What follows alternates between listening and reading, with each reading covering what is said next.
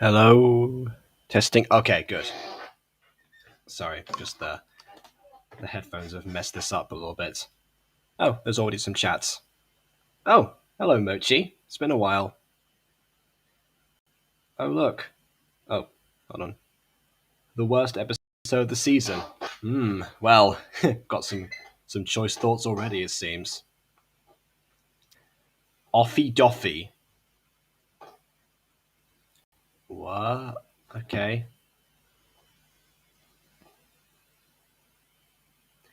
Aaron, an idiot.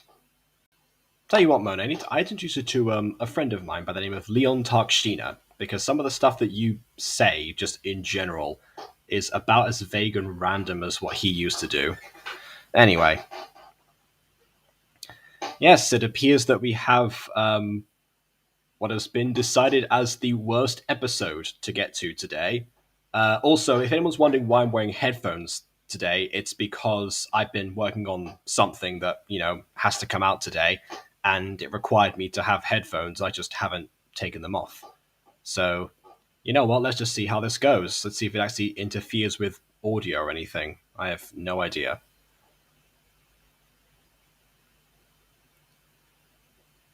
Let's see, where are we? There we go. There we go. The breakup. Oh, you know what? Actually, I'm not even gonna go into full screen yet. I want a description of this video actually, because I'm sure there's going to be something. Oh no, never mind. Apparently there wasn't. Oh, normally there's supposed to be some sort of like tagline here. I would have thought. I guess not. Okay, never mind then. That obviously didn't work out how I wanted it to. But yes, headphone compressor. What do you mean? Does my audio sound compressed or something? Hang on a minute. Vote to destroy Aaron. I wouldn't go that too far yet. You haven't seen the episode yet. There's, it just, I'm not even going to describe it. Because it ruins it if I do that. Let's just put the chat on screen. Also, my phone needs to charge.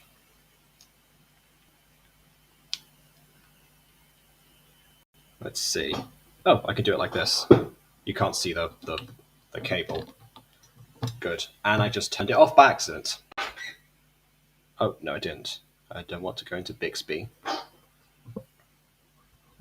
There's always something that happens in these streams, but, I consider this to be a fairly minor occurrence now. Anyway.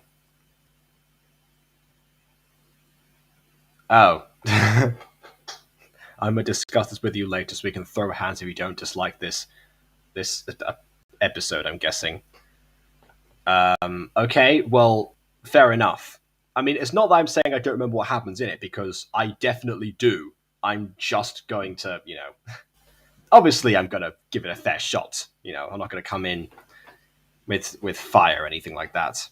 The heteros make me upsetteros, yes. R/are the straights okay? Who knows? Alright. Also, just bear in mind that this may actually, for the first 80 minutes or so of this stream, I might actually be running a little bit slowly because there's, something going on in the background. But yeah, we'll get to that. I feel like it's very, very fitting. Not actually, no, it's not fitting at all. It's the complete opposite of fitting. That That's an episode about a breakup would fall particularly on today, but I shall address the bitter irony of that later. For now, let us begin the breakup. Season 3, episode 24. No microphone title this time. It's all drama. So without further ado, on with the review, which I can't hear. What? Oh, great. So the time I have headphones on, it actually doesn't display the...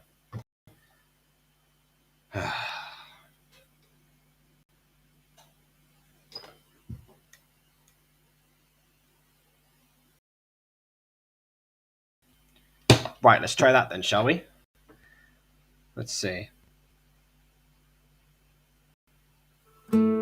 Oh, okay. It works now.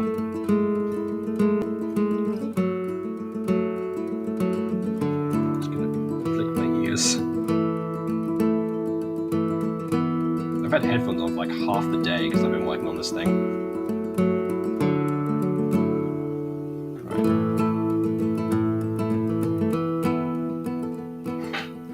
Okay, that's enough. Aaron! There's my little brother. It's good to see you, Melissa. Same.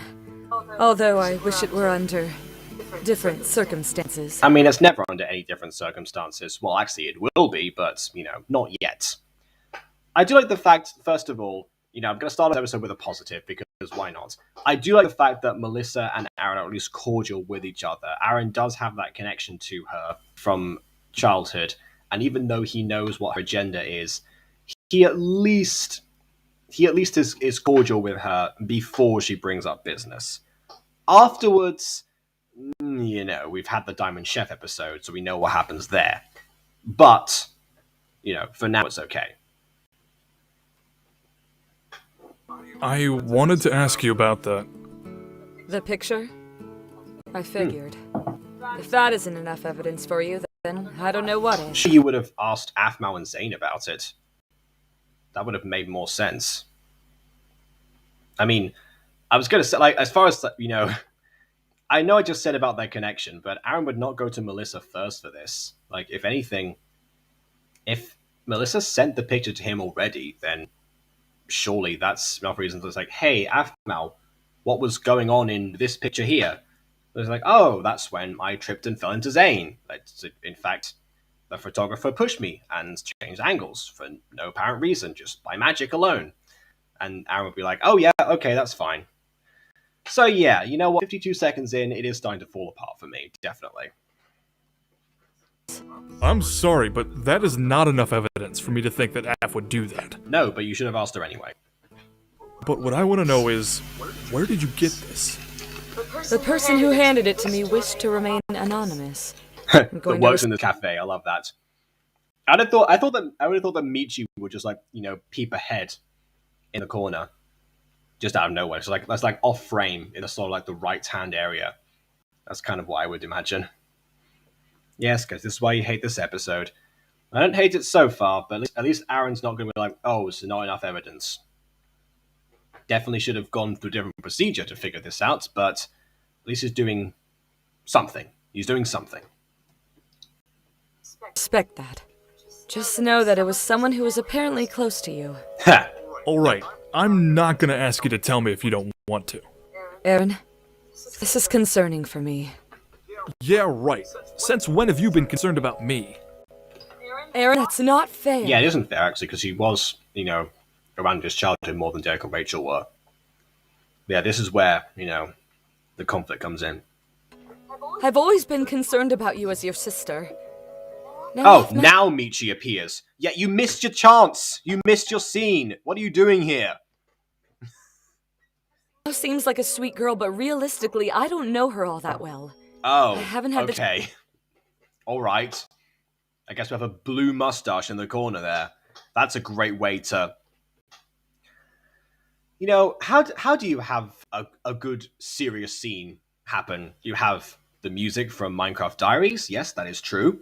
And I do recognize that. You have some serious dialogue and delivery and a proper emotional discussion. What's missing? Oh yeah, I know. Prototype Miss Bex. That's what we needed right now. Absolutely nailed that one. Yeah, perfect. What a great timing. A chance to get to know her. Not that you've ever had time Blue on pink, that's good. You are missing the point, Maya. to give her a chance. Worse is that you never told Mom, Dad, or myself about her until I came and found out firsthand. Ah, yes, because he's always updated you about things going on in his life. Hello? It's like you had a reason to hide her. Did you not trust her? Melissa! It's just that we left you here to do something with your life. Mom and Dad didn't think that you would make friends or even have a relationship while you were away. So they sent him away to do something with his life, only to then try and bring him back to do something with his life. They sent him away thinking he wouldn't make friends, and now they want to bring him back where he won't have friends.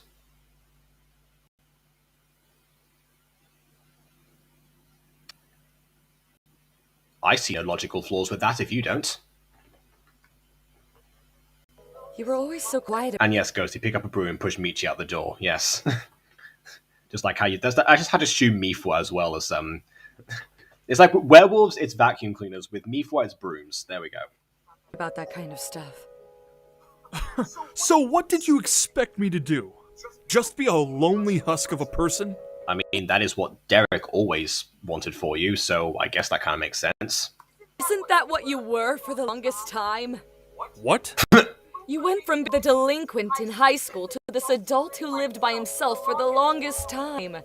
Ah, yes, you stayed the same, but we didn't expect you to change this much.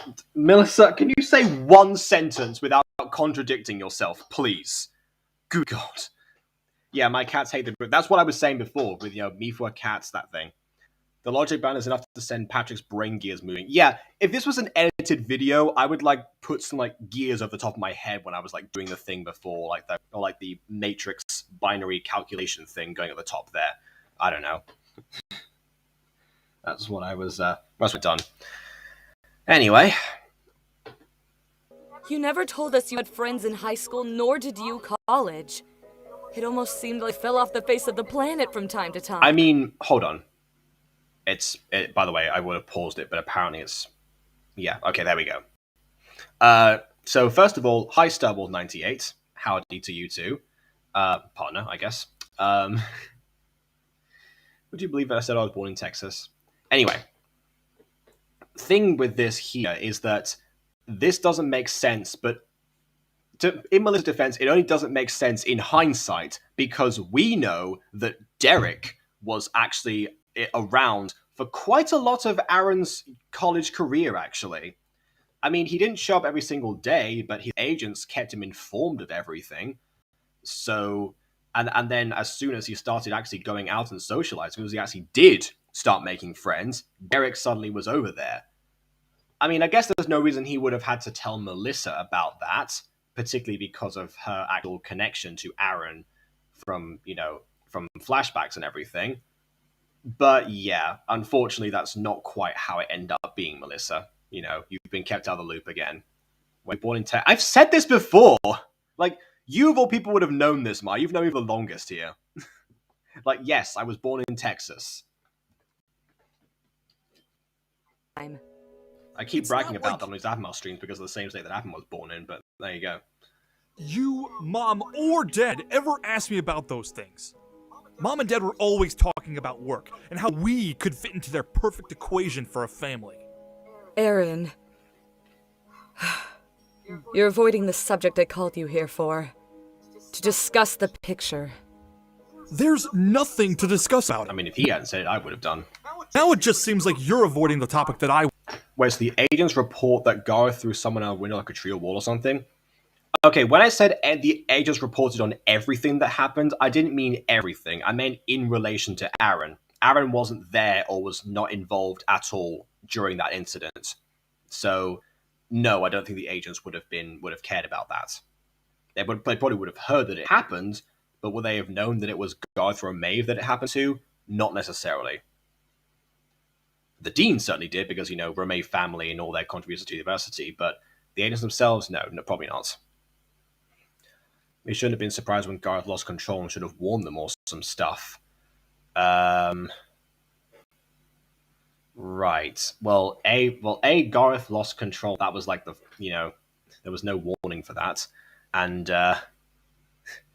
B, I don't think Derek's the is one to really offer warning specifically. I mean, if anything, maybe Rowan would have actually, come in and said something probably. But even then, is Derek even aware of Aaron's connection to Gareth? Even, I mean, well, to this day, obviously, yes, he is because of Starlight and everything. He arranged all the tickets and all that stuff and the lodge. And oh wait, no, he did because he sent Gareth after Aaron in order to actually, convince him to come along. So he found out eventually, but back then in college, no, he wouldn't know. And hi, I'm the Penguin. I want to talk about. This picture doesn't bother you at all? Not even after the fact that Offmo had a boyfriend after you left high school? I'm sorry, Melissa. However, you're failing to realize one thing. Aaron doesn't subscribe to your petty anime cliches. You know, he's more mature than you give him credit for, definitely. And also, who'd be bothered by the fact that, Aphmau had a boyfriend in high school? Well, yes, fine, she had a boyfriend in high school. So what? I mean, really? Do you think that? I mean, in 3 years, then you say, oh yeah, we're not going to have a relationship, but now we're gonna stay friends. That somebody could presumably date another person. That's just how that works. Melissa, have you never dated anyone in your life? I mean, Melissa's romantic life isn't actually something we know anything about, but it does really seem that, in a weird way, despite the fact that Aaron was the one who was most watched and most kept, Melissa's the one who fell more to the emotionless husk side of things. That might have played actually into like her big like unleash during season 5, vacation Melissa emerging out of nowhere. That might have been her latent personality that she was never actually allowed to develop. Interesting. Very interesting. I bet that's something that a certain gotcha series that might be hypothetically, an idea to have might actually touch upon in the future. We all know that Line Gate isn't going to touch that with a 10-foot pole, so because the creature isn't smart enough. So yeah, I'll hope to bear that in mind. Honestly, I'm eating beef jerky aggressively. Okay, my idea for App on MyStreet season 7. Zane bought a house and asked KC you can move in with him. Then tries to move in by Caitlin and Dante lives by himself. Okay, I agree with you because, I ship it. Up until a point. I don't think Dante would live by himself. I think what Dante would do then is he would go back to live with Gareth and Lawrence, as he did originally, back in the day, it was just the three of them. I mean, particularly because if Gareth and Lawrence always live in like a 3 roommate situation at least, so why not have him back, basically? I mean, it is like a bit of a weird, like, shuffle around. Like, obviously, where would everyone go? Because everyone has different houses in different places and everything. So, yeah, I know. It would be interesting to think of, but yeah, there'd have to be some sort of, like, logistics going around. However, I'm glad we're bringing up Season 7 ideas because, again, it's theoretical gotcha stuff to look into. I'm here after a really good night. I'm glad, actually. Yeah. I mean, all I've really done today so far is go to class, record something, and then edit it and wait for it to render. That's why I started the stream a bit late. Which, by the way, so we've got 3 minutes basically before that happens. So I'm going to show something a little bit special at the end of this stream. Hopefully, I'll just upload it in the background or something while I talk and have like another rant or something like that. Why couldn't we ever get to poly relationships of Gareth, Lawrence, and Dante? Well, I mean, again, if if a certain gotcha show gets off the ground, I'm kidding. I don't know if I would be able to pull that off, basically. But yeah, if a season 7 did happen, then they'd at least be living together again. That's at least something, they get to be roommates and all that. Anyway, wait, Lawrence, I haven't seen him in years. Sad, but I still love him. Yeah. Oh, please, I'm begging you. We'll see. Because, one thing I don't want to do is create another gacha show based on Aftermath characters that betrays what the characters actually were. Like, if there was like any sort of poly relationship, or even any sort of gay relationship between Gareth Lawrence or Dante or any of them in any combination, we'd have to actually address the fact that the fact that obviously, I was about to say that they're super straight. No, super straight not a thing. Actually, that's not what I meant at all. They are straight in the series. Like how, like I don't want to go into like the realms of just like fan servicey plots essentially. If I were to do that, so yeah, it would have to be a very very good justification and not just I ship it. So don't give me that response. I know you're going to say that. Oh, hey, the thing is done.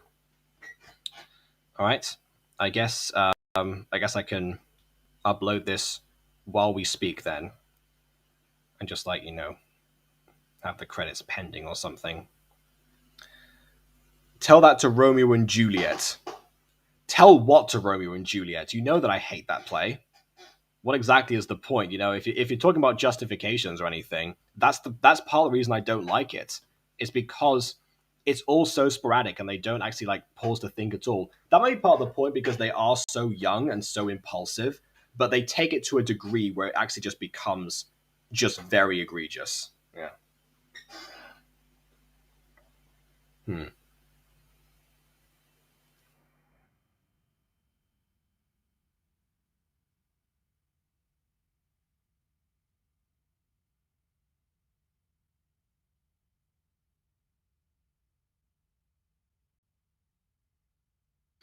I'm just now looking into a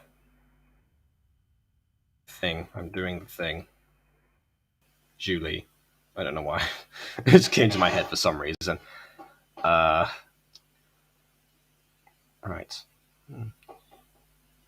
I get to label a category that I haven't used in a while, actually.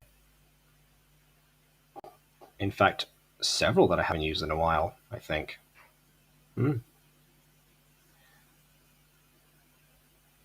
The one tag in here is brutal. Brutal, okay. This is not a brutal video by any nature, vidIQ. Please give me some better tag suggestions in future. I don't know what any of that was.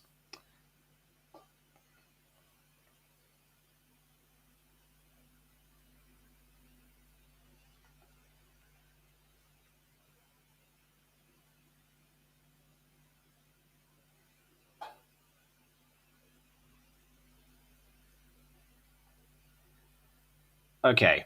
All right, so that's all sorted. So you know what I'm going to do? I'm going to actually I'm going to leave the video in drafts, and I'm going to copy and paste the link as soon as I finish, and I will put that into this tab here, so that way Melissa can have a well, we can stop seeing Melissa. But yeah, eventually, I'll save that for the end.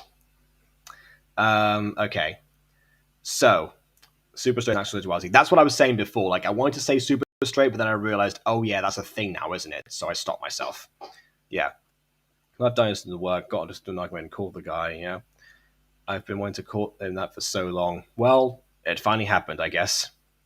And yes, from Cora, Julie, but I think it's actually spelt something like ZHU space LI, I think that's how I say like Julie, I think. Anyway. Caitlin's Redition. Oh, Caitlin's Edition or Redemption? What were you trying to say there? Caitlin's Reddit account? Yeah, I think it is Julie. Yeah, exactly. Like that. I'm just going to put the spelling on the screen, actually. Yeah. There you go, Julie. Okay. Oh, rendition. Okay. Um, rendition of what?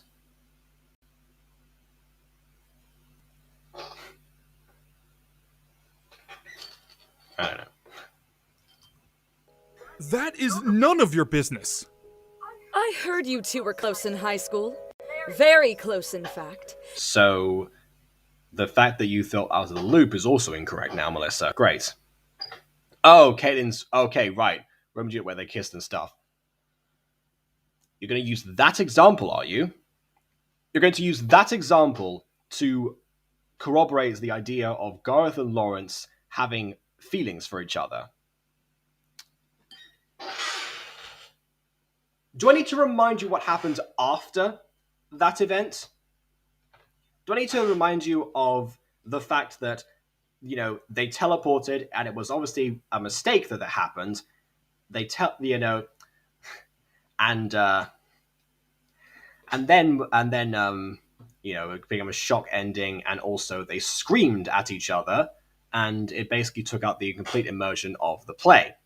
And not only that, but afterwards, you know, they started, like, you know, yelling to each other, like going, "Oh no, no, this is not going to happen. No, we are brothers in arms. I have fought wars with this man." Obviously, that was, you know, Sebastian Todd going back to Minecraft Diaries lore and stuff. But he does say that, like in the improv, he actually does say, I fought wars with this man."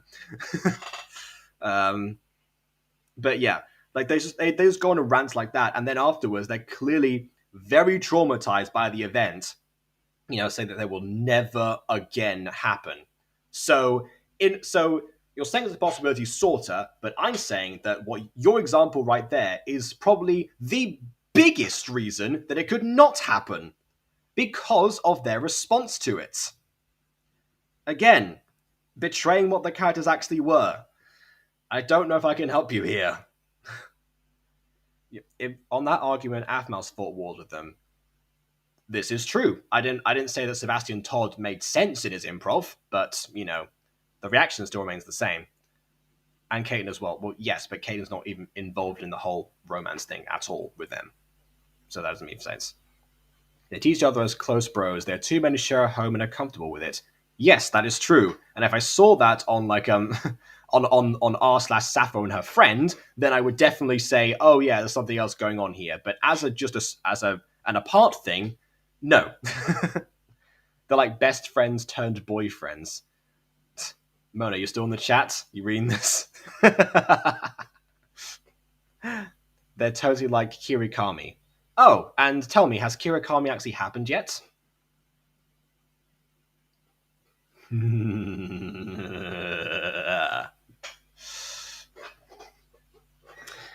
I shall continue now. If she had a boyfriend in high school that wasn't you, that explains a lot of trouble you had adjusting to college in your first year. I mean, maybe it does, but that was, again, his first year and also a long time ago, and they're clearly very happy now. That had nothing to do with anything. Fine. We'll drop the picture thing. You do know her better than I do, after all. Yes. Yes, he does. And, you're only recognizing that just now, are you? Yeah, well, so, okay. Because I would date my closest friend. I mean, that's the thing. This is what I always say about like, you know, friends to lovers or anything like that. Is that with friends, there's already a prior connection there.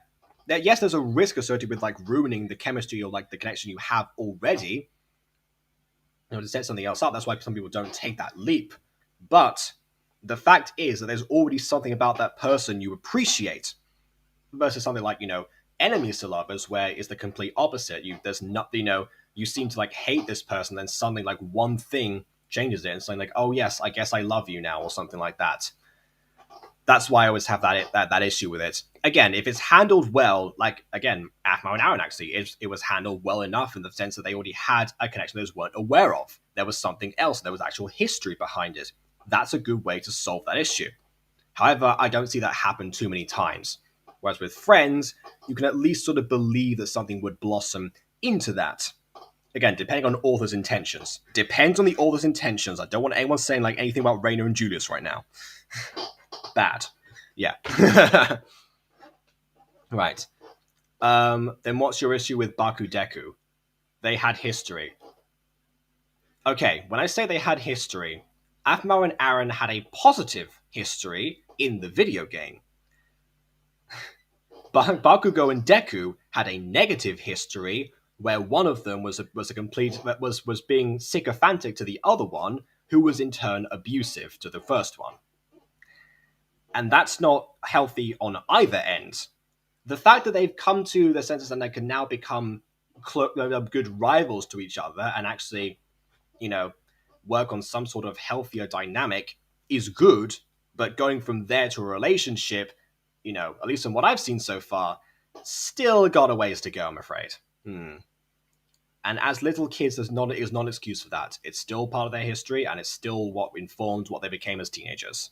Because clearly Baku did not change at all. Actually, neither of them changed, really. They're both kind of the same as kids as they were as teens. Now think about it. Who are these people you're talking about? My Hero Academia characters. Two of the mains, in fact. But Aaron, there's another reason I called you here. To talk about the family business. You'd think I forgot about that, did you? No, not about that. No. Actually, I had no intent on talking to you about that at all. What? I wanted to let you know, Aaron, that Mom and Dad have changed. I understand the frustration you have towards them for how they were when we were kids. But understand that since then, they've really given trying to be closer as a family. Okay. I sort of half believe what Melissa's saying right now. I say half because we see Derek later, who clearly, he actually tries to make himself vulnerable, less serious, and actually relate to both Aaron and his girlfriend. And let me just tell you this: from a very serious and humorless character, relating to Aphmau of all people is not an easy task. So I appreciate what he tried to do in that holiday special, which comes later and shows his actual change. Rachel, however, we'll see about that one. Rachel.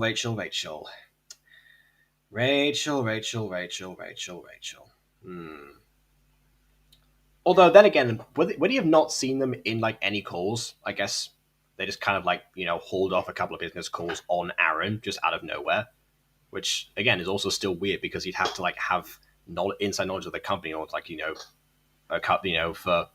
replace them in meetings. Should have thought about that. Oh, hi Fox, welcome. Like videos in their power over your most strictly about to get home. Yes, but again, Melissa's not going to acknowledge that because I get the impression that she really just doesn't know how brainwashed she is at this point. Haven't seen it, sorry shipper. Yeah. Don't you worry. I mean, it's another great show actually. I say I've watched up until the first episode of season 4. So, yeah. Definitely enjoy it. So I just have to, I have to get back into it. It's been a while since I actually, sat down and watched it because I was watching it with Emma and Quatsi. Got to talk to them again about it. And Maya, of course, eventually, has been there occasionally. A chance. Really? Really. I don't trust you. I understand. I won't bother you anymore. I've already paid for food, so feel free to order whatever you want. Maybe something to take home to your girlfriend. Okay, that's a nice gesture and everything. However, when you say you've already paid for food, what do you mean? Like you've opened a tab in your name? Or that you've already given off a blank check or something to people, to fill in for whatever order happens? Because those are two different things, Melissa. Very different things. She probably means tab, it's vague right now. Aaron, we miss you and we want you to come home. Just don't forget us, okay?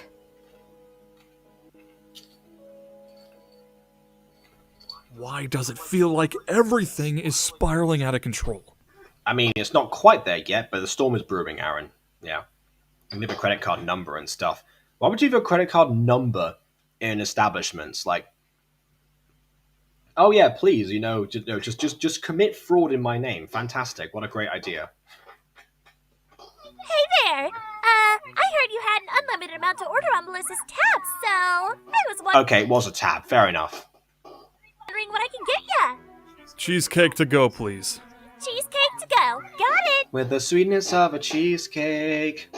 For 3 years and it's still in my head. You know, my own earworms, haunt me to this day. It's not just everyone else that I get to chant "It was all him" over again. So that's one cheesecake, a ravioli di portobello, one fettuccine alfredo, one lasagna frita, and a side of calamari.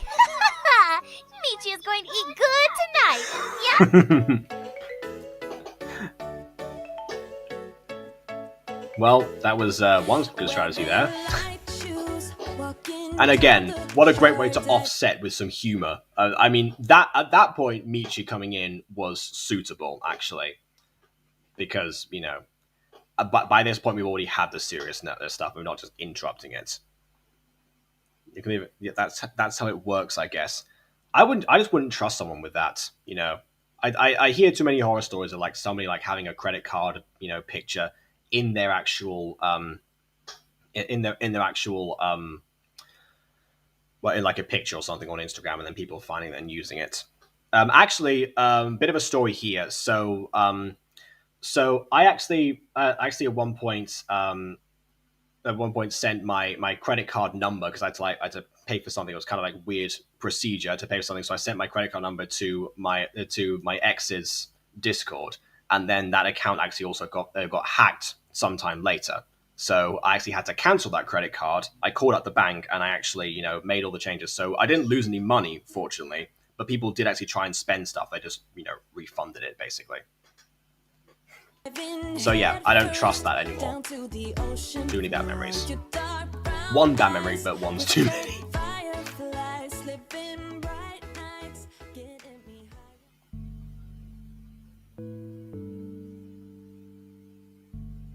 Lucinda, are you sure this potion will make my hair look even better? Gareth, I'm sure. Even though it's fabulous enough already. Oh, thanks, Lucinda. Are you sure this won't turn my hair into cats?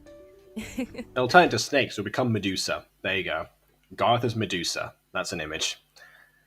Aaron has a right not to trust Melissa. If it posts a photo from an anonymous person, she lives with his parents who tends to micromanage everything about him.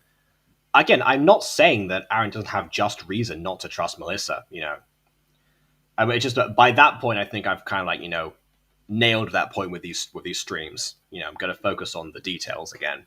Yeah. Oh, yeah. Yes, Garth Medusa.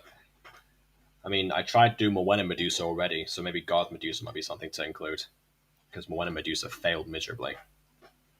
Look, I know I've been having a bad luck streak with cat potions, but that's only with transformation and costume potions. This potion, the one you got in your pocket, is 100% guaranteed to give you the results you need. Or your money back. That's great. Hey, wait a minute. I didn't pay any money. That's right, you didn't. Oh, that's right. I'm supposed to pay for this. How much? Usually a potion like this runs about $200. Really? But with the friend discount, I'll sell it to you for $20. Okay, hold on. All potions are supposed to be temporary, right? That's why throw potions were a big thing later on. So, why exactly is the price so high? A temporary hair potion? Is he supposed to apply minor bits? Because as far as we've seen, you have to use the entire dosage of every potion that you use ever. So, really, it shouldn't be like that. I want to make a mutant girl OC. I mean, please go ahead. Yeah. I mean, who knows? Depending on how functional they are, they might actually be able to appear in the series. Just let me know. Oh, Lucinda, you don't have to. Nuh-uh-uh-uh. I insist, and I won't take no for an answer. I just want you to know, so just in case you go to another potion shop, you know that these aren't cheap. Well... Hold on, what was that? I missed that. So just in case you go to another potion shop, you know that these aren't cheap. Well, I really appreciate it, Lucinda. No problem. Thanks for hanging out with me today, Gareth. We don't do this as often. Did she just say Gareth? Hold on. I'm putting the volume all the way up. Problem. Thanks for hanging out with me today, Gareth. Communication with your voice actors really is key. I don't do this as often. Huh. Well, we should.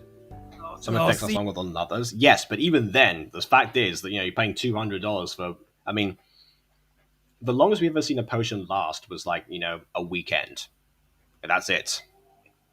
And also, like, you've got to go to sleep with that. So does the potion like keep your hair static while like it's against your pillow, and then like it's like rebounds forwards? Like, there's so many other questions here. See you around. See ya. That boy is adorable. Boy, he's almost 30. To clean up the tea we had. Uh-huh. I don't recognize this number. Hello? Lucinda, sweetheart. Never sing again, Ivan. Does not work for you. I'm sorry. Long time no speak. Ivan? How did you get my number? I have my ways. Okay. I'm just gonna say magic. Best way to explain that. Also, even temporarily dyeing your hair, it can look good or bad. Doesn't guarantee good. At least 100 to 150, sometimes more, depending on the procedure and add-ons. Okay, well, that's also pretty bad. I mean, I'm not discarding the fact that there's real life equivalents to this, but even so, something if something is stupid, it's stupid. Not creepy at all? No, wait. Look, it's on your shop's business card. See, if you had told me that to begin with, it wouldn't have been as creepy. Now, never do that again. Also, never call my phone again. Bye. Wait, Lucinda! Ugh, this better have something to do with my potion shop. Lucinda, please. I just want to make out with you. What did you say? Make up with you. Yeah. We did the opposite joke again. Zane, Garth, you guys need to make out now. I mean, make up now. Haha. Yes. Fantastic. You actually got it in. I just want to make up with you. You did not say that. Look, Lucinda, my mind is running at 1,000 miles per minute. I do love the fact that there's a guy like talking on the phone over here, just just like on his own phone call. I feel like he's just like copying what Ivan's doing. Like almost controlling that NPC is just like having a lot of fun. Much like my heart right now. Don't want to hear. Whereas that other NPC in the background there, the one from the one in the yellow shirt, is just like staring blankly at the road. It's like, do I step forward? Do I not? Someone check on her. Someone call a suicide hotline or something. I'm concerned about yellow shirt over there. Why'd you pick up a number from a call from an unknown number? Well, I mean, yeah, exactly. As Maya said, it could be business because, yeah, I mean that's just what happens when you have a number on your for your business and you don't just like have an email or something, and it blends into the store. Yes. It is running at 1,000 miles per minute. Much like my heart right now. Oh my word. Don't want to hear it. Now, do you got business to talk or not? Why won't you just give me a chance, Lucinda? Because, Ivan, I gave you multiple chances back then thinking you would change. Then you did the worst thing of all to me, break my heart. Besides, I don't need you and your fake emotional support anymore. Unlike you, I've changed. I actually have friends who care about me now. So just get straight to talk to business or... The bodies have fun, you can tell. That's true. Also, there's a bit of a weird theme going on here of like characters either thinking that they've changed a lot or that they haven't changed. Like both Lucinda and Melissa have been like, oh yeah, you haven't changed, person I'm talking to right now. Granted, one of them's right, but still. And yes, she has standards. Lucinda. I don't know what that means. else I'm hanging up. Lucinda, that was years ago. I've changed too. Clock's ticking. Fine. Can I buy some cat potions? Cat potions? Well, that's the first time someone has asked me for those without them being a mistake. Without you what? That's the first time someone has asked me for those without them being a mistake. Without... Why is it so quiet today? Like, I have all of my volume settings up. And, like, there's no... Like, the headphones aren't a thing because I turned them off. So why can't I... Why are you mumbling, Lucinda? Please. Cat potions? Well, that's the first time someone has asked me for those without them being a mistake. I don't even. What are they for? I'm not going to prank? carry on. Well, I guess that seems harmless. Fine, you got my business card, right? Send an email for the order and I'll have it sent to your address tonight. I can't come pick it up. I'd prefer you not. I'll have it rush delivered for no cost just so you don't have to. Oh. Now please never call this number unless it's strictly business, ever again. No one gives me a chance. By the other guy. And why would they? I'm just a loser after all. That could either be him like being sarcastic, but it was like being a stinker, versus or like him actually like having a mental breakdown right now. And either way, it's concerning.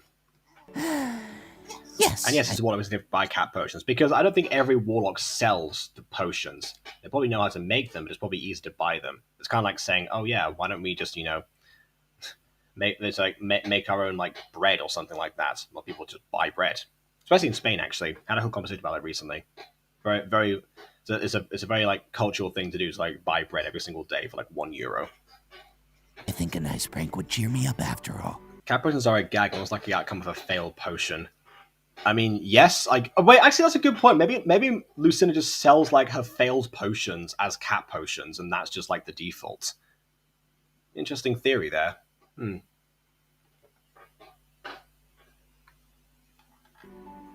No one else watched the stripes run by. The stripes run by. What do you mean? Stripes. No one gives me a chance. Oh, right. Oh, striped shirt guy. Okay, fine. I guess we found Waldo then. Why would they? I'm just a loser after all. Yes, a loser who needs therapy. Please go. Please proceed. Yes, I think a nice prank would cheer me up after all.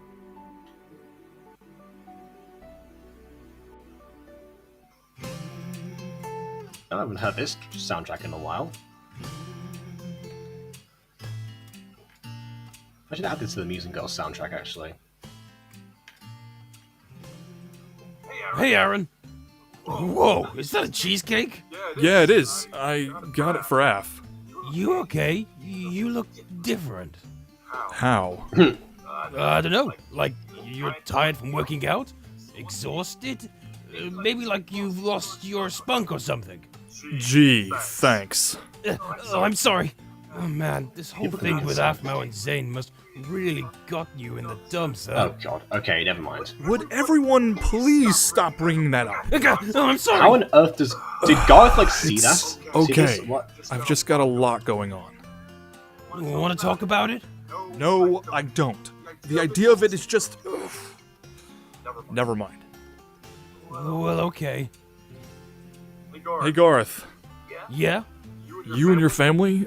How do you guys be a family? What? Your mom is always around, and you guys seem so close. Yet, you're in the same situation as me, where you have a company that does the same thing. How does it work?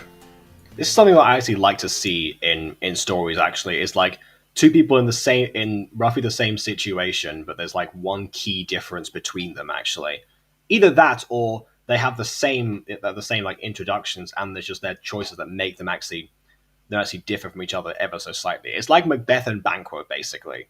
Like I have a whole thing where like I'll call somebody like somebody else's Banquo, basically, and this like that just means like the incorruptible version of them, or the one that just doesn't have the same fatal flaw or something, And if I were to apply that same metaphor here, then I guess the Remave Corporation and family is the Banquo to the Lycans. Fun fact: the VA of Blade is also Catface's sound designer. Okay. Ugh, this makes me ship Arath. Oh, what? Because they have a connection, or because they shared one scene together? Which one is it? I never thought about that. I guess it's because even though they were always busy, Mommy and Daddy were always there. They worked very well together. Dad would help us when we needed with things, and Mommy did too.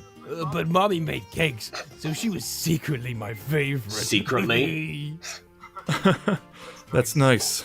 But the last part was really a joke. I mean, we have our quarrels and everything, but... Are you sure you're okay? No, because you never noticed it before. Like the fact that the Remaven Lycan families have like the same backstory. Come on. That's been a thing since like the beginning of the season, actually. Like when Ziana took everyone out to dinner. I'm fine. Don't worry. I was just wondering how other... You were took by the perceived image of Garth from MCD and stuff. Oh, okay, right, yeah. Yeah, I guess. That's interesting, because I mean, I started watching MCD after I was into MyStreet, and like at one point I went back and just like marathoned the first 2 seasons. But yeah, I know.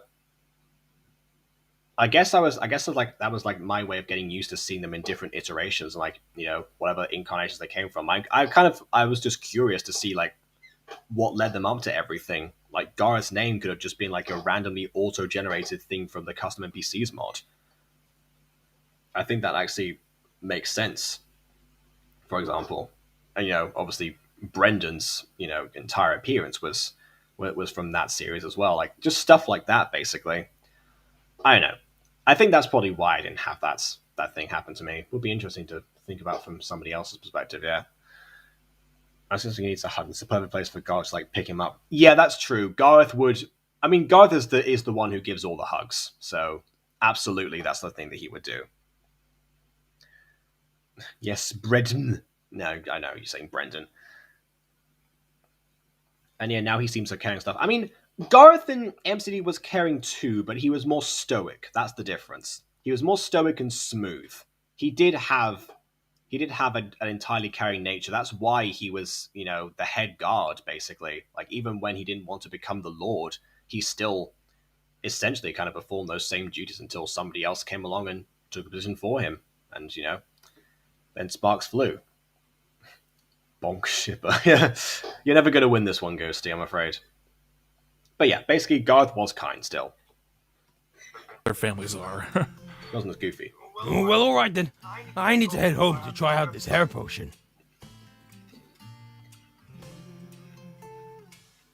Again, look, Bobo's across the streets. But your hair looks Always. great already. It doesn't do that on its own, you know! Doesn't it? Because you spend like 7 hours in the mirror, apparently, every day. That guy. That's what makes me think of dreams is with him basically torturing Aphmau. The dream scenes with him torturing Aphmau, like, I mean, if you talk about the sequences where, like, you know, Aphmau could visit him in the Irene dimension, they weren't torture. I mean, yeah, they were kind of like apart or anything, but that's basically like a long distance non-relationship. You got basically say, yeah, Lucinda did that before, he didn't say anything, so don't give me that.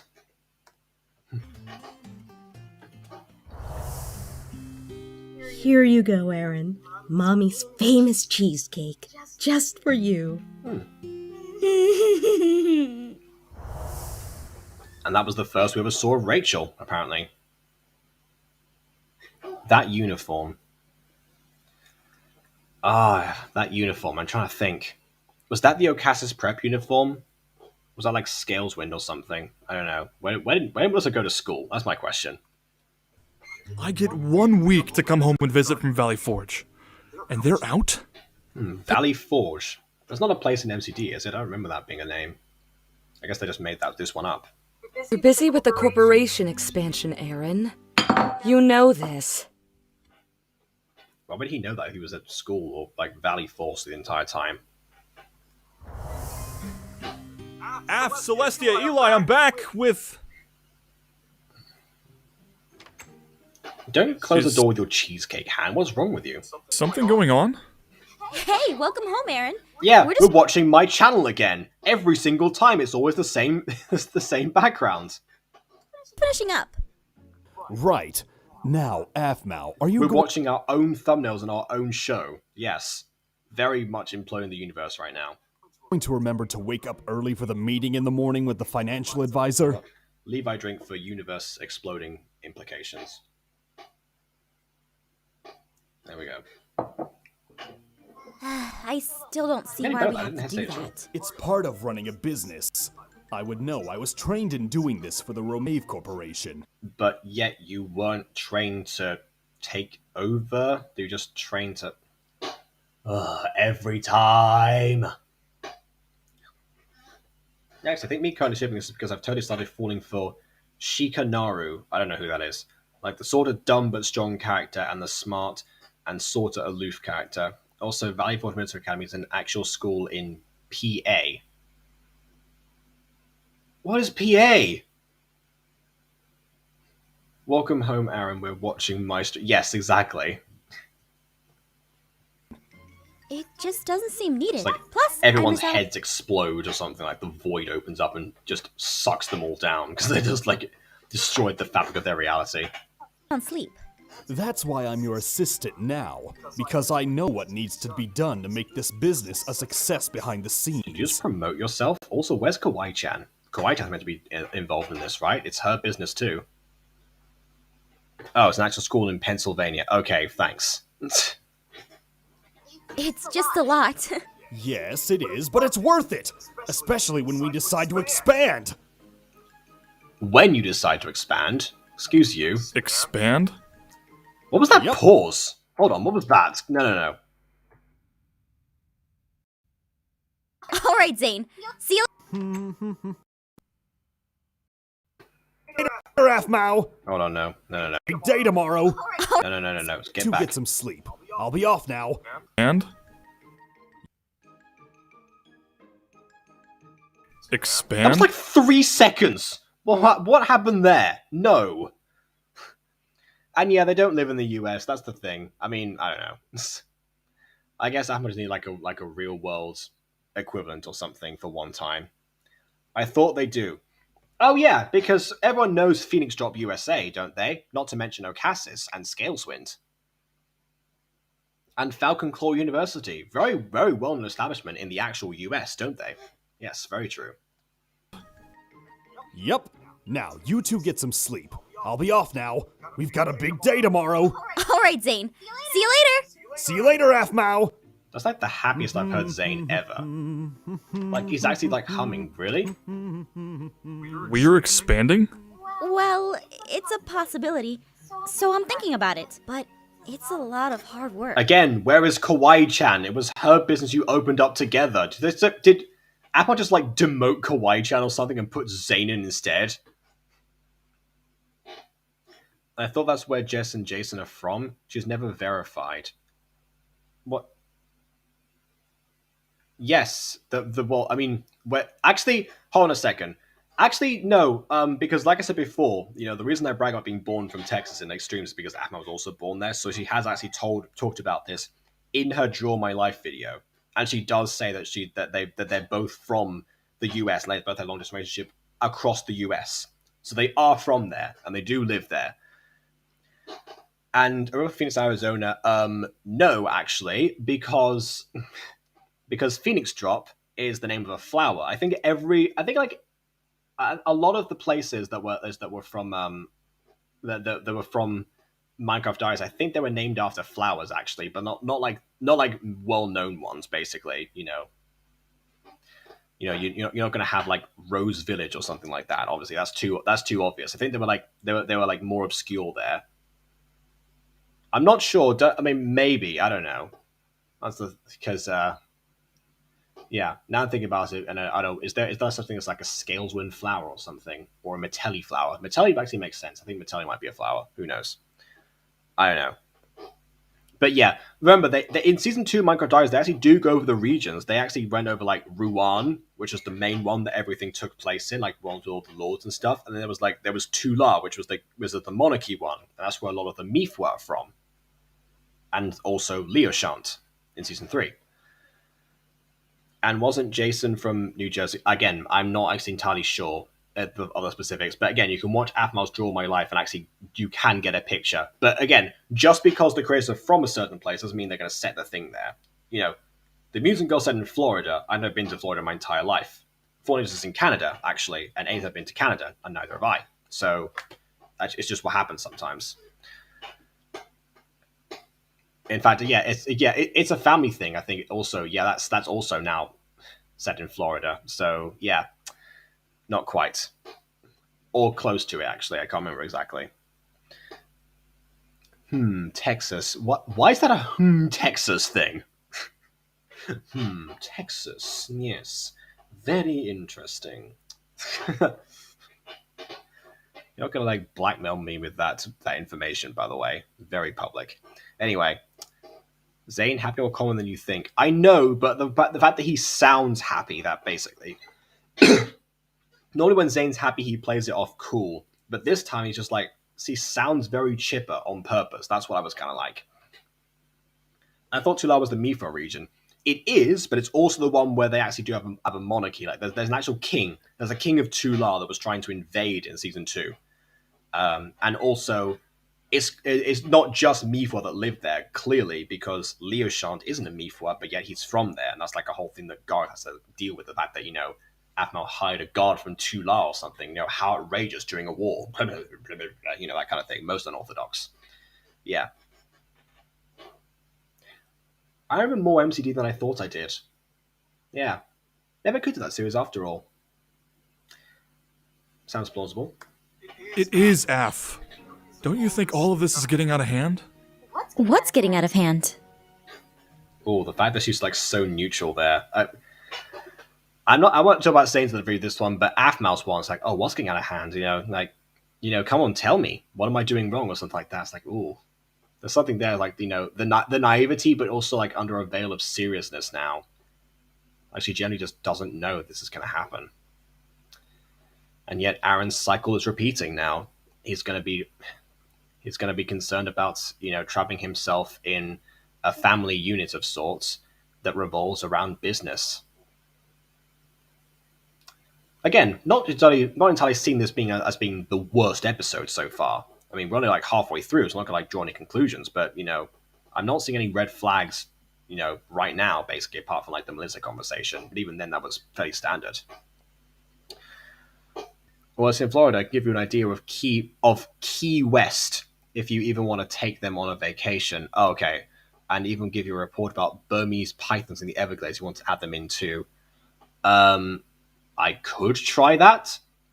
Who knows? I mean, season 3 has been written in Thai, so like things like Goatee's OC and things like that for like Key West or wherever.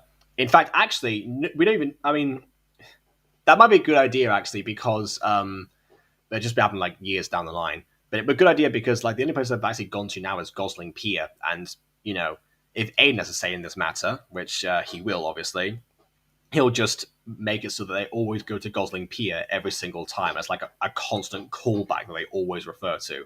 So yeah, a change of scenery would be pretty nice. I agree. I might have no idea what's going on. Yeah, no, definitely not. And yes, it's sort of sad. That's the point. It's sad and cyclical. Af, I haven't been spending a lot of time with you lately.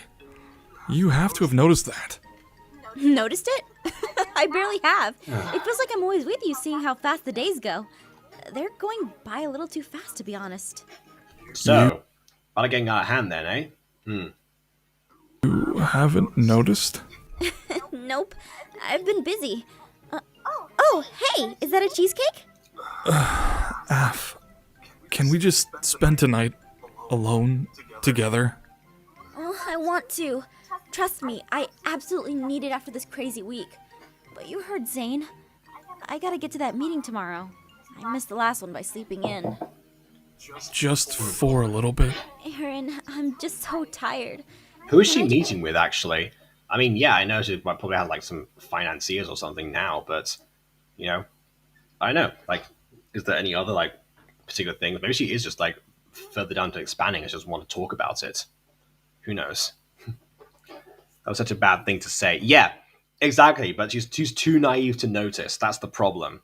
Yeah, that's why I'm not annoyed at this presentation so far, because it doesn't come from a place of malice. It doesn't come from a place. It comes from a place of miscommunication, but it's also but not like to a contrived degree. It's not like, oh yeah, this whole thing, like the picture with Zane was what tipped anything over the edge. It was actually that there's already some sort of distance being put aside between them. Again, it's kind of like this is what I try to do with like whenever I like have like conflicting relationships, in particular like in stories. Like if you realize that we kind of like wrapped up the whole Morwenna and Malwick issue for season 2, pretty much.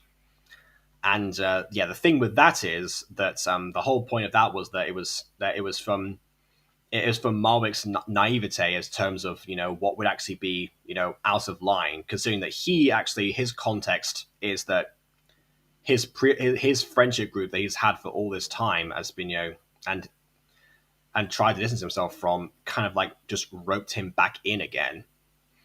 And he even saw the red flags before with like everything else, but he's just so used to that now being in a healthy relationship, he doesn't have that sense of adjustment yet. And that's why Morwenna doesn't have that understanding of that, because she's only seen Pop from the negative aspect in particular. And of course, like the whole thing about the mystery, Malwick obviously knew something was going on. So yeah, that's why the point is with that situation, it's that it's got to actually make sense. It's got to be miscommunications and differences that make sense in order for something like this to work. Especially if you're going to title your episode "The Breakup," then you've got to really try hard, and they are trying hard. Yeah, I'm so dumb. It hurts so much. It's supposed to. Fine. That's the thing. Huh? Aaron, is everything okay? It's just, I feel like you've been so engulfed in the maid cafe. I have, Aaron. It's not easy. I'm not saying it isn't. I've been nothing but supporting of you. It's just I want to... Want to what? Help me? Because that would be nice. Okay. This is where I think Afmal really takes a misstep. That line there is like, that's not... That definitely didn't need to be there. Nothing. I just feel like everyone's been saying that I'm working too hard on the cafe. Well, you know what? There's a lot that needs to be done if we want to expand like Zane's planning. But you didn't need to do that before. You weren't even thinking about that. That's true, actually. Afmal did say she wanted to think about expanding. This got brought up in a previous episode. So yeah, Aaron's right. You were fine just having a small cafe. In fact, the whole point of this was for Kawaii-chan, who again is not here currently. Has not been in any of these discussions. Like suddenly Zane appears then and starts like filling her head with ideas of grandeur, but he won't go near Kawaii-chan. Actually, that makes sense. He won't go near Kawaii-chan. Actually, that totally checks out. But still, the whole point of this was for Kawaii-chan. So it's only now that Afmal's like, oh, okay, power corrupts essentially. Maybe that's a bit more of it actually. Power corrupts. That's another good aspect to go into. What happened to that? Things changed. Maybe I had bigger plans. Are they your plans? Or are they Zane? Either way, they're certainly not Kawaii-chan's plans. I'll stop now. Hey! All I'm saying is that you changed your mind very quickly. And that scares me. Why would that scare you? Because... I've seen it before. But you can't say it. Whenever you see like this shot in a show like this, whenever that guy's like, left to right justified conversation and then one stays silent, people will often like cut to this kind of shot to show like that pause and the reflection, the silent reflection, because he can't bring himself to say what he wants to say. So yeah, look out for that now. It's a technique that people might miss. I mean, that's the point of view. Jason, a second take would have been great. Maybe. I kind of also feel like Jason and Jess have had this conversation themselves in their real life. Because, I mean, if you think about it, when they started off the channel, with Castor and Sachel, they were just like having a community channel. Then afterwards, they suddenly Sachel left, Afmal became the face of the channel, and then, eventually they got big and they founded a company based on all the role plays and stuff here, basically. So I feel like if they were to write something based on their real life, as they often did in this series, this could actually be something that was reflected there. Again, it's merely speculation, and obviously they clearly worked through it. I'm just saying that it's probably something that got brought up a few times. Maybe not quite in this form because the context is different, but similar enough. Well? Nothing. I'm sorry. You've got a lot of pressure on you already, and I shouldn't be adding to it. Well, thank you Oh, he backs up for because he's supportive. understanding, Aaron. I appreciate it. Yeah, you should get some sleep. Thanks, Aaron. We'll spend more time tomorrow. I promise. Throws the cheesecake down. Yeah! We'll spend more time tomorrow, Aaron. I promise. Okay. So, now I get to talk about something. So, I think most of you have already seen the last episode of The Musing Girl, right? Like episode 10. Yeah. So, if you remember, there's one scene in that the one that everyone like started like having a massive discussion about. The one where Judas wants to turn like joining the sleepover. That one. Well, during that time, Raina says sorry, but it's kind of like a girl thing, and then you cut to a flashback of the exact same line being said by Frida to Julius right before he met Raina. And I'm going to reveal my inspiration for that now. Oh, wow, 16, 20, 22. Nice. My inspiration for that was this scene, where Aphmau, without knowing, regurgitates what Rachel said to Aaron growing up. However, the issue that I found with this scene at the time, actually, was the fact that we never got this exact line before. We never saw this flashback. So I knew if I wanted to have a callback to a previous moment, I have to actually show it in a previous episode, aka episode 8. And that's why that exists. So yeah, again, take inspiration from Aphmau and, hopefully make it better. At least in principle, anyway.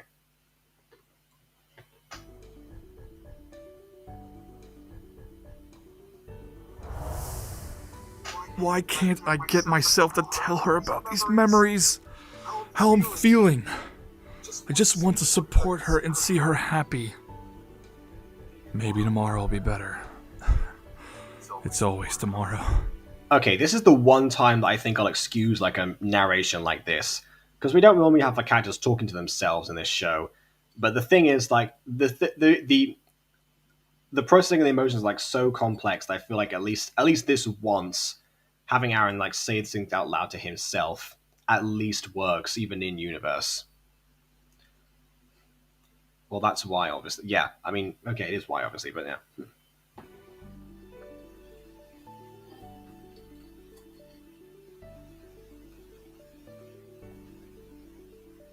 I love those transition shots too, actually. Like the outside window and everything. I didn't even need to do that. Although it wasn't like remotely dark.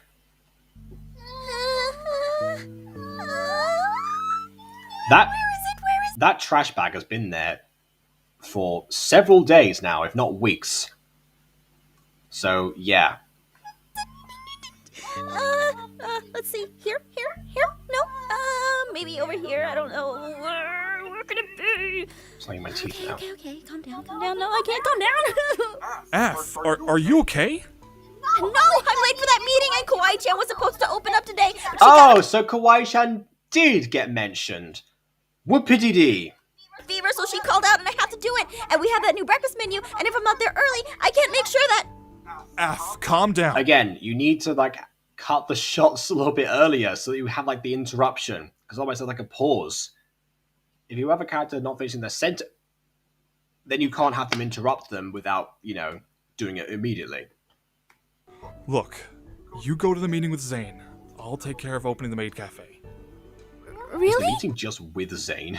Could you imagine? Really? Thank you so much, Aaron. You're a lifesaver. Yeah, it's not kind of werewolf kiss, but it'll do. Well, breakfast alone is something I'm used to. Okay, now we're doing the narration. Oh, sorry. I meant breakfast with you guys is something I love to do. That is better, human. You may live another day.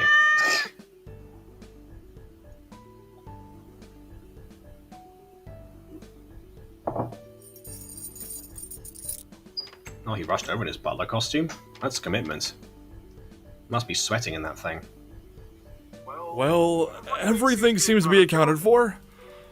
I don't see why F insists on opening this early. Everyone else doesn't clock in for another hour.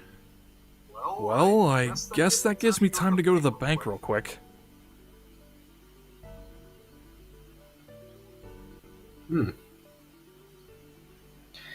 Hello, Ivan. Now to release cats all over this place. It will be the best prank ever. Really? That's your... I mean, you already broke the window, so that's already a prank in itself. I love his plan just like to release cats. Like, everyone's plan is to like release cats.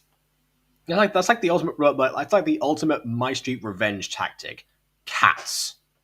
Of course it is. What happened to the cat after this season? Oh, you mean like Eli? No, Eli's still around. Eli got taken care of by... got looked after by Sylvana, not taken care of. That sounds like he got shot or something. No. You can't be open because you're scared. Charm from parental figures has a lasting effect, making you doubt your own emotions. No resort to deal with them properly. Yeah. Again, why do you hate this episode so much? Like, you clearly have, like, you see the reason behind everything that's happened so far.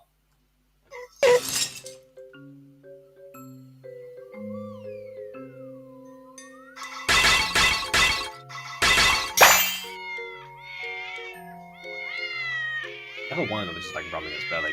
I never get over the fact that these potions like just like birth new beings into existence. Lucinda has the power to create life, and it all comes from failed potions. Also, there's one with a necktie and a hat in the corner. I think that's Kestin's spirit animal, literal spirit animal. In fact, cats are spirits and mine are demons. Connections. There we go.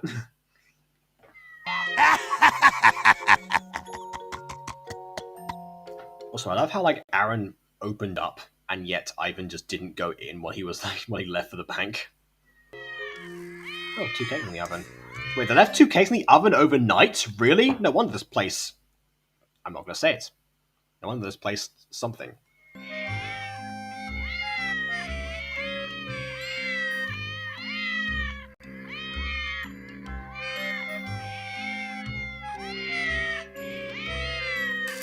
Ah, yes.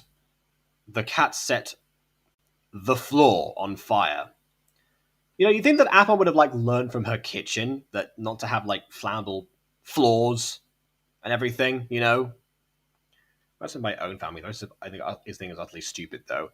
I don't know, because the way that it's impacting their relationship, like, the fact, like, baggage is probably, like, the big thing that impacts, like, most modern relationships, honestly, and probably, like, you know, old ones as well. And it's just like the fact that people can't get out of their own heads for whatever reasons. Like, for example, no one's taught them how to deal with their emotions properly. Exactly. Although that's like exclusively what Derek tried to do, but failed at miserably. So, yeah, that's why. It's just coming out in like every aspect, basically, including this. I don't find it too stupid so far. Again, we've got like 3 minutes left. Okay, the cats are going to run through the fire. They are NPCs after all, so I guess that kind of makes sense. I feel like someone was like standing off screen with like a flint and steel and just like lit the floor, and that was it. Because obviously all the rest of it is like chisels and bits, so they can't really do anything with it. Or furniture that probably wouldn't burn the same way. Why is there one walking on its... Okay, hold on a second. I think this one cat here... Yeah, that one I think was like the one rubbing its belly on the couch or something. And it's just like, that one has been programmed very differently. It wants to become Meowth from Pokemon. Who wants roasted kitties? Yeah, but they were going to go down that path, definitely, if they stayed in there. Also, hold on, let me just check something. You left the door open! Unguarded! 2 reasons. You know what, Ghosty, I take it back. There's 2 stupid things I found out now. 1, Ivan didn't go through the open door and broke a window. And 2, that Aaron left the door open in the first place. Yeah, I'm just going to leave like this entirely empty building over here, you know, just with the door wide open with no one attending to it for another hour. Yeah, I'm just going to go to the bank quickly, of course.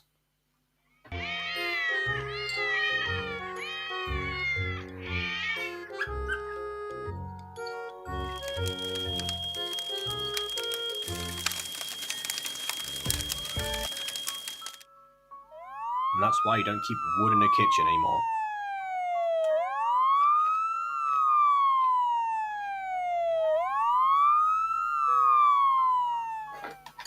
Like everyone says, oh yeah, I even burnt down the cafe, but it's still there. Still a cafe. Well, good news is damage was isolated to the kitchen. Like last time, actually, in the fire in season 1, it was also isolated to the kitchen. And that was like because Travis burnt some cookies. It's good. Bad news is, it seems the fire was started on purpose. On purpose? What? Who would do such a thing? I'm not sure, but whoever it was must have been some heartless creature to want to burn a place this cute to the ground. Maybe a jealous ex or something? No. No one I can think of. To be fair, it was a jealous ex in a way, but just not her jealous ex. Well, if you have any ideas, let us know. Usually it's someone close to you. Come on, boys, let's get going. Oh, yeah. Trust me. Thank you, Firefighter. Really? Also, nice panning shot of a static image to simulate movements. It almost works. Not quite. I find whoever did this. I'm going to... There's the angry Zane from before. Let me see another miscommunication. Yeah. I think, out of everything, this is the part that people have the most problems with. And honestly, me too. I'm not going to defend this part if it doesn't deserve it. Like everything else so far, I can see. But yeah, this scene here, the things that Aphmov says right now, even with all the context provided, I just don't think it works. So yeah, let's see it. Aph, I am so sorry. Did you do this? On purpose?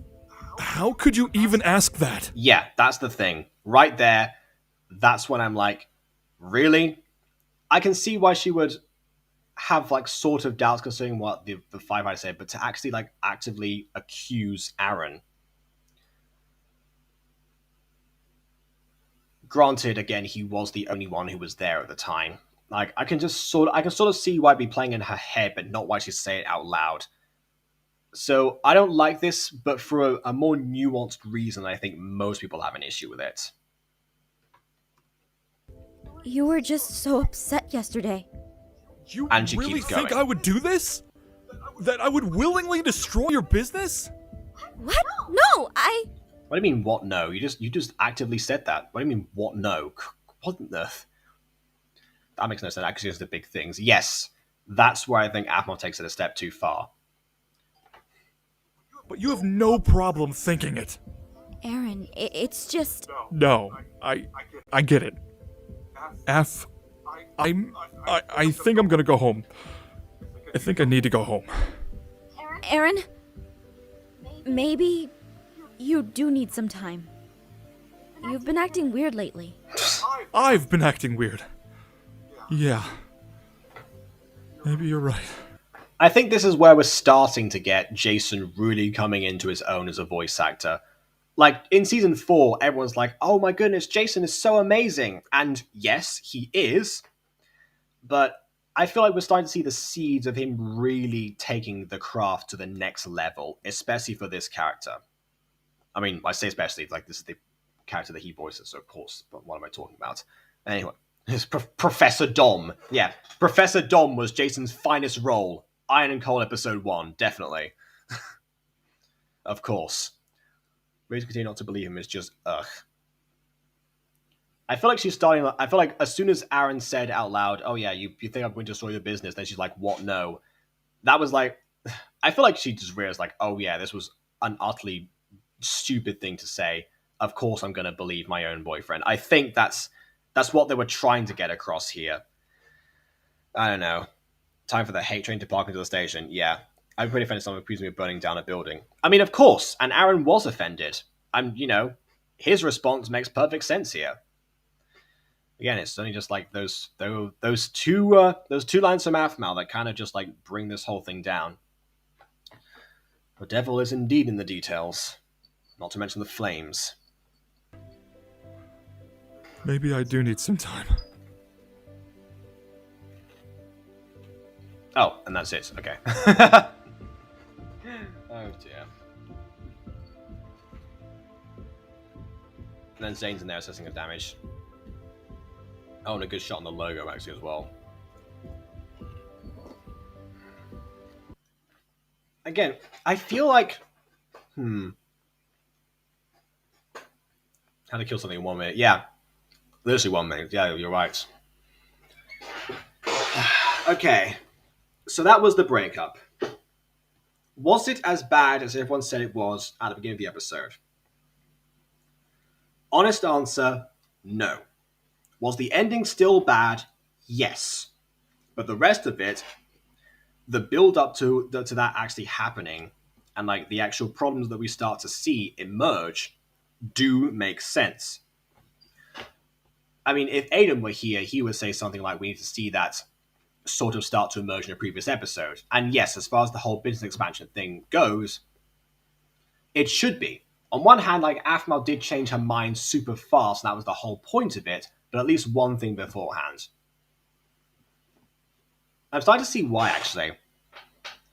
I think the biggest issue with MyStreet writing that continued even to this point probably stems from like how it was created, actually.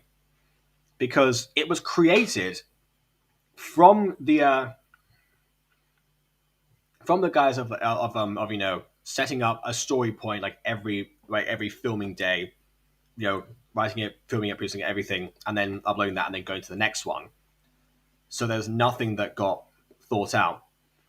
In my creative writing class today, actually, there was one person who said that they didn't actually, they wrote their pilot before they wrote the idea for the series that resulted, and the teacher actively like had like a moment or something like that. Like he was actually shocked because yeah, thing is that this tutor, he's been a professional writer for like I don't know how many years now at this point. I think it's like been like 20 or something like that.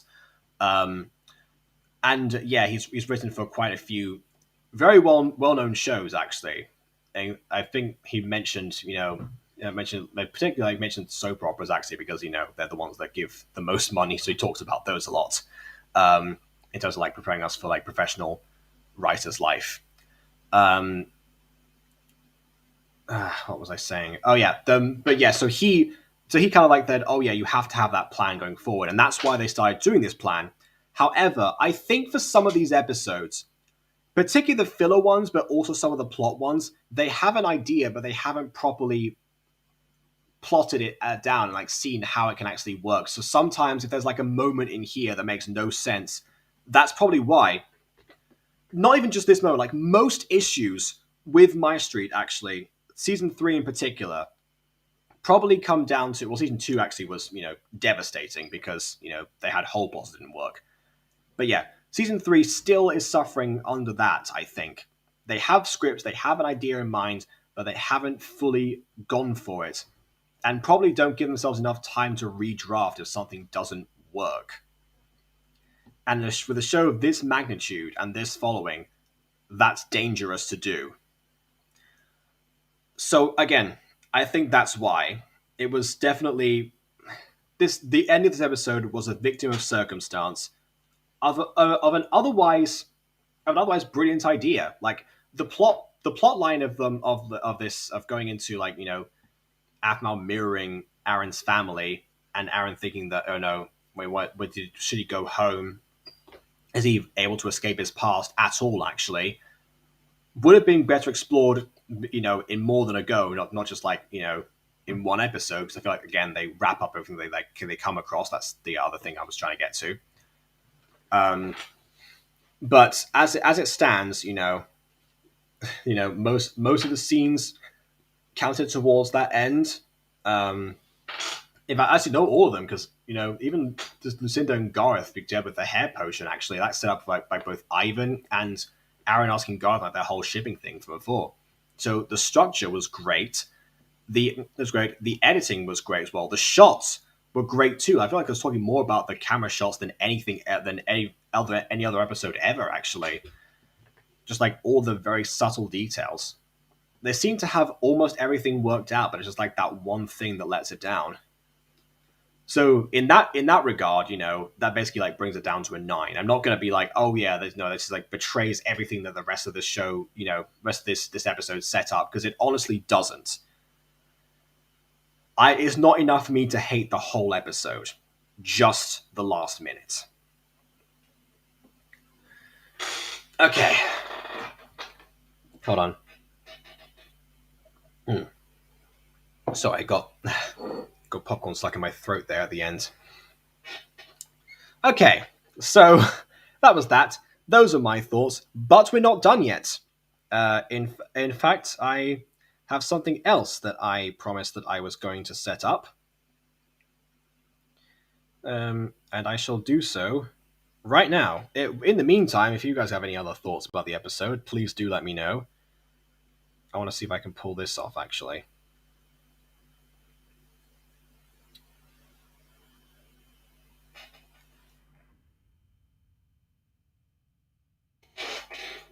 So yeah, Monet, if you're still here, I've sent you a link to this restream right now.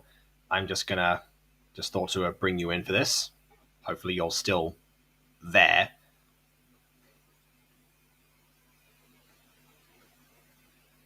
Can we tell it's been like 9 minutes? Let's see. Yeah, okay, you're here. All right. So yeah. One thing to work on here.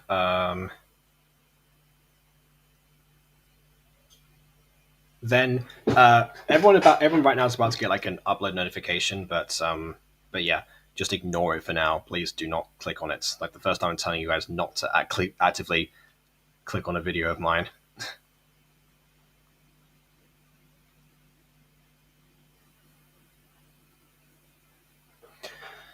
I'm just going to wait for Monet to come in, because I feel like this is going to work better if I actually, say this when she's on. Oh, and right on cue.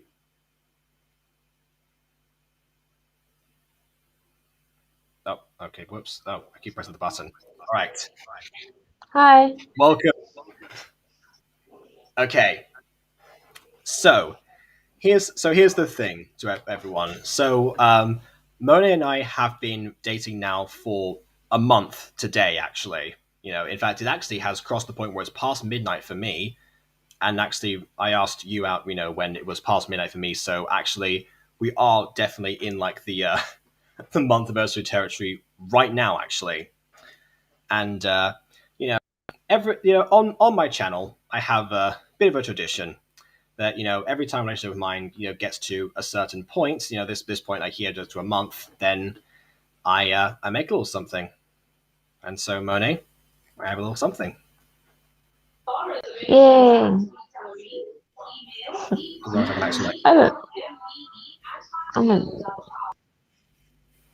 I said no results found because I hadn't published it yet. Still no results. What? Hold on.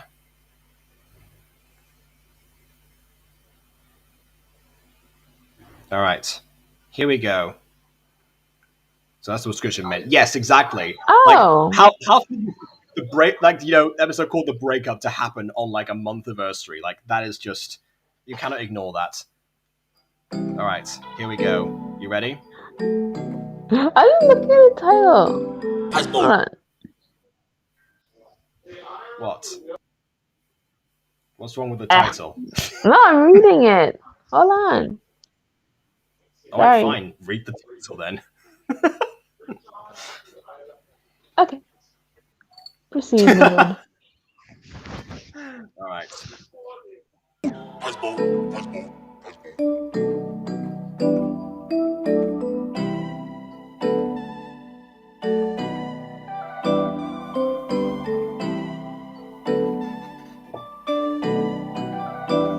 My lady is a drama queen.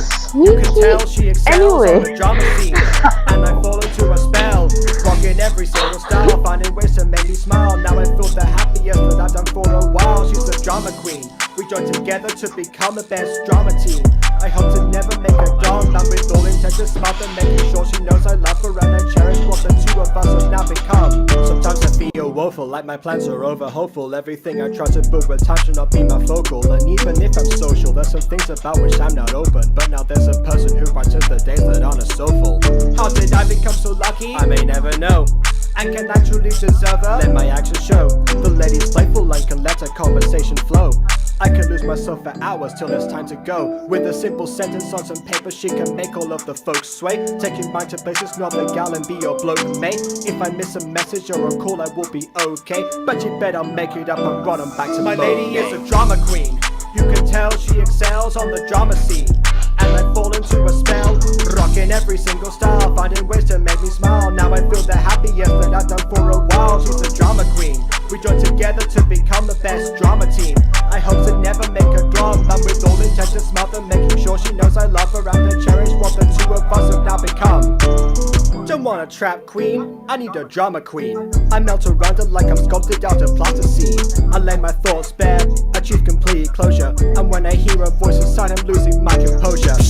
Please sir, I know she's a keeper. She may not like honey, but with time she's getting sweeter. Climbing up the mountain she created as a teacher. I'm part of her life and it's an honor just a feature. Yes, it's a given, my pulse will always quicken. Just enough to never notice when the clock is still ticking. I hope to perform a miracle and keep her as smitten. Could have waited one more season, but she knows I'm no chicken. My lady is a drama queen.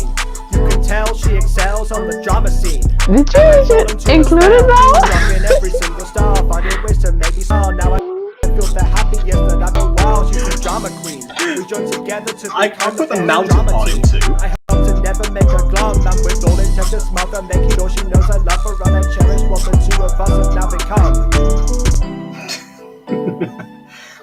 In case people don't know, there's like a couple of like inside jokes in there that none of them reacted to or didn't. So yeah, I love you and happy 1 month. And now you know why I was wearing headphones for half the day. This song oozes wheeze, yes. We both like cheese, so don't you worry. It's very on brand.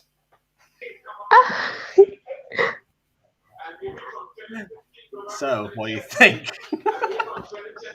Oh my god. This would have been better if I had my face cam on, but for real. I mean, yeah, I know. I was like, in my head, I was like, oh, okay, I'm gonna see your facial reaction to this. But then I was like, oh wait, no, you gotta put a face cam on for like a live stream. But Well, I can't find words. Just my face. you do make it with your face, don't you? Yeah. So cute. Thank you. You're welcome. You're very welcome. Hey, Jacob. Yeah. Jacob. Yes. Jacob. You're just gonna keep saying my name, yes? Love you. I love you too. Happy month anniversary. All right. Whew, that was something. Okay. Oh, mozzarella sticks. Huh? You know, I never had mozzarella sticks for a long time. Anyway. Okay. Yeah. All right. So that's it for this episode. Hopefully, everyone is in a bit of a better mood now. All right. Let's wrap this up. I have a feeling that I'm gonna get a few words about some of the references I made in there. Okay. Should we clarify them or no? Sure, go ahead. Yeah, why not? Which one should we start with? How about what? I've put so many things in here. Let me just bring up the lyrics. I have them on my computer. Okay. Right. So let's see. I mean. Okay, oh wait, first of all, the Discord messages were literally from today. I just took the chance to sneak in the word drama queen to fit with the theme. That's why mine was thing you sneaky, that was why, because I was being sneaky there. Okay, also I need to check one thing first. Okay. Alright. Okay, back to chat because I couldn't see chat for a second. Right. You forgot when the scene that's supposed was going to be. No, I was doing that now actually. Yeah. Next episode is going to be on the 3rd of December, but just going to explain some of the stuff in here. What else? Oh yeah, I mean, there's stuff here like Blaze patient like conversation flow. That's like it kind of sounds like a very like mundane thing to put in, but one thing that Moni really likes to do is just have a conversation and talk, and that's something that she looks for. So I'm just saying that I appreciated that aspect as well. And I lose myself for hours till it's time to go because we're up until stupid o'clock all the time, and my sleep's got even worse now. But I don't really. Me and you both. Yes. The simple sentences of paper should make all the folks sway. That was because you're a writer. Okay, let's see. There's some other stuff in here that's like just from like the from inspiration for like the song like "Don't Want to Trap Me in a Drama Queens" because I watched like Billy the Fridge's Trap Queen parody years ago, and he had like a line was like "Don't want to trap me in a burger queen" because he was talking about Zoe Burger. So I was like, yeah, why not? As far as like achieving complete closure was because we we we were very transparent right at the beginning with each other actually, and also being able to start losing my composure because we had a thing about who would lose their composure first visibly, but I was like specify inside I'm losing my composure just to cover my bases there. What else? Oh yeah, so you're not like honey, but with times you're getting sweeter because you don't, when it says she doesn't like honey. So yeah, but you are, you do seem to get sweeter every day. I'm gonna say that. Climbing up the mountain to be great as a teacher was because of a game that we played actually about syllables. We wanted to test it out on Aiden, Ghosty, and myself as far as like learning syllables. And yeah, I climbed that mountain very quickly. It was like a game where the more you like answer the syllables, I'm done. you climb up further. And the reason that Monet's laughing is because Aiden was there, and putting like anything word based in front of Aiden is a recipe for disaster. So he just like got abandoned just down the side of the hill.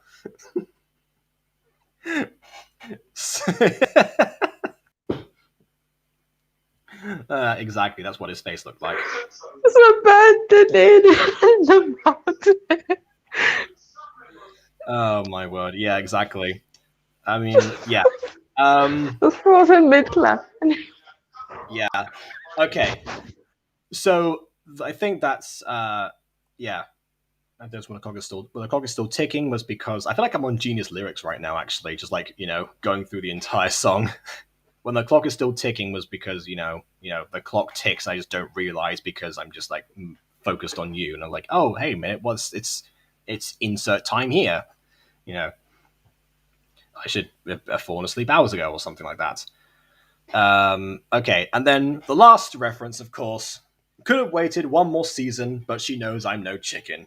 That's about two things actually. One, because to start off with, Moni was like, "Oh, why did you wait to ask me or anything?"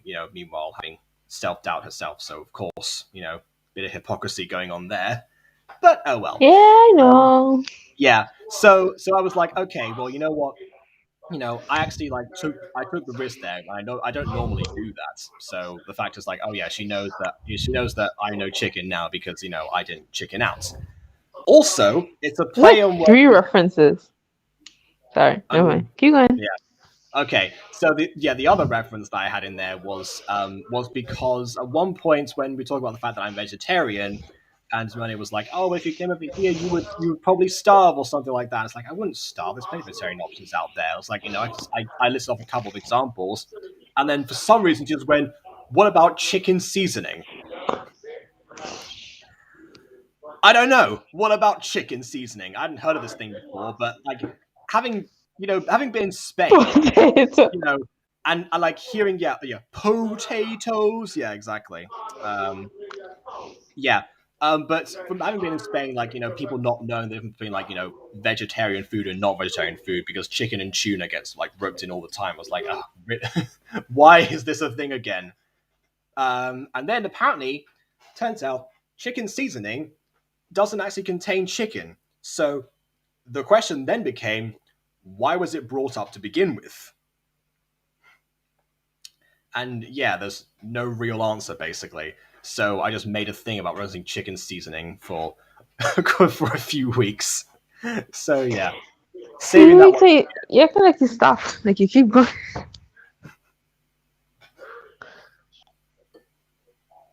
Yeah, this is what my curse brain at 5 a.m. was so telling me. So yeah, um, so I thought those you are were the. referencing. I thought you were referencing Back to the Future when you said we were chicken too. I was like, oh, Oh, what? Because I'm a fly. Yeah, actually, I mean, I didn't think about that. We'll just add that one in now. oh yes, ghosties. Potato. That's what a syllable is. It's pieces of a word. It's, Yeah, I was about to say we didn't address this comment yet. Yeah, it's what you can say with one beat of voice. So like the word syllable, for example, has three syllables. Syllable, for example. Yeah, or potato. Definitely. okay. Okay, that's that's that for now. Then. Oh, one other thing, of course, with all intent to smother, because smothering. Why not?